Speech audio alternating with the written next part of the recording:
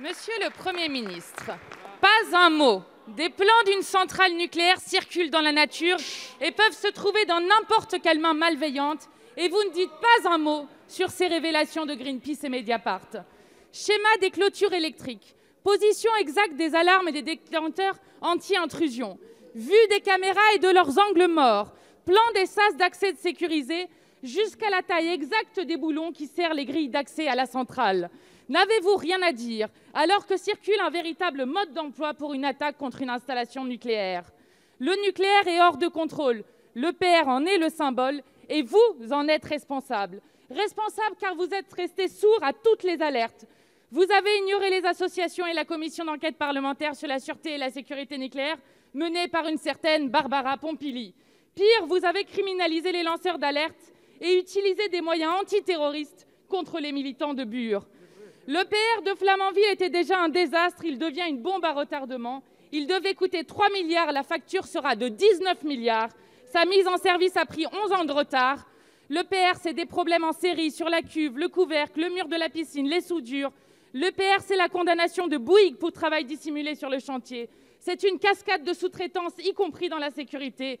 Ah, quelle est belle votre énergie d'avenir, puissant fond qu'on ne cesse de renflouer à coups de milliards, dangereuse du fait des centrales vieillissantes aux multiples défaillances, mise à l'arrêt au moindre aléa climatique, sale avec des montagnes de déchets radioactifs dont personne ne sait que faire, low cost avec un recours massif à la sous-traitance, et maintenant, cible facile pour une personne mal intentionnée. On savait déjà que le nucléaire était une énergie du passé. Avec ces révélations, nous avons une preuve de plus qu'elle menace notre avenir. Alors, Monsieur le Premier ministre, soyez à la hauteur de vos responsabilités. Quand allez-vous arrêter ce fiasco? Merci, Madame Panot. La parole est à Madame Olivia Grégoire, secrétaire d'État à l'économie sociale, solidaire et responsable. Madame Panot, alors, déjà, on va commencer. On n'est pas d'accord et vous le savez, non. L'énergie nucléaire n'est pas nécessairement une énergie du passé. Le président de la République, aujourd'hui même, en ce moment même, et vous le savez aussi, est au Creusot pour conforter, soutenir une filière essentielle, à la fois le nucléaire civil, mais aussi le nucléaire militaire. Filière qui nous permet, si vous autorisez la réponse, Madame Panot, filière qui nous permet de disposer d'une économie et d'une énergie décarbonée. Nous ne serons pas d'accord non plus sur l'avenir de la filière, sur lequel vous ne me questionnez pas, mais comme nous croyons au nucléaire, à défaut de commenter les fuites, mais je vais y revenir, de la presse, mais ça me semble plus intéressant aussi de parler de la filière et de l'avenir d'une filière qui concerne des centaines de milliers de travailleurs français, accessoirement.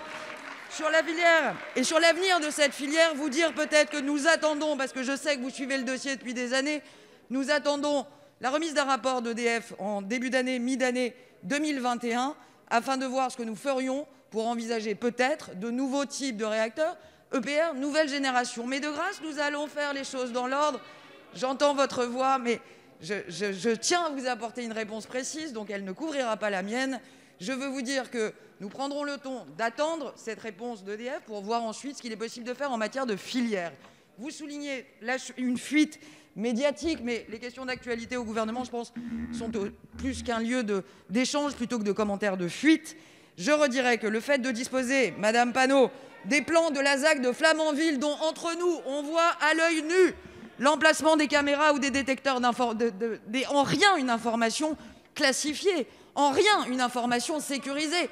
Madame Panot, on peut les voir à l'œil nu, ces installations, il n'y a aucun risque de sécurité.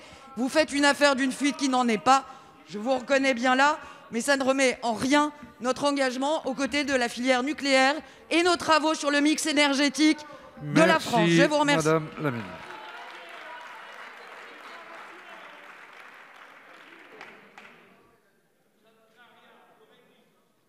Madame Panot, au lieu de crier, il vous reste 5 secondes si vous voulez.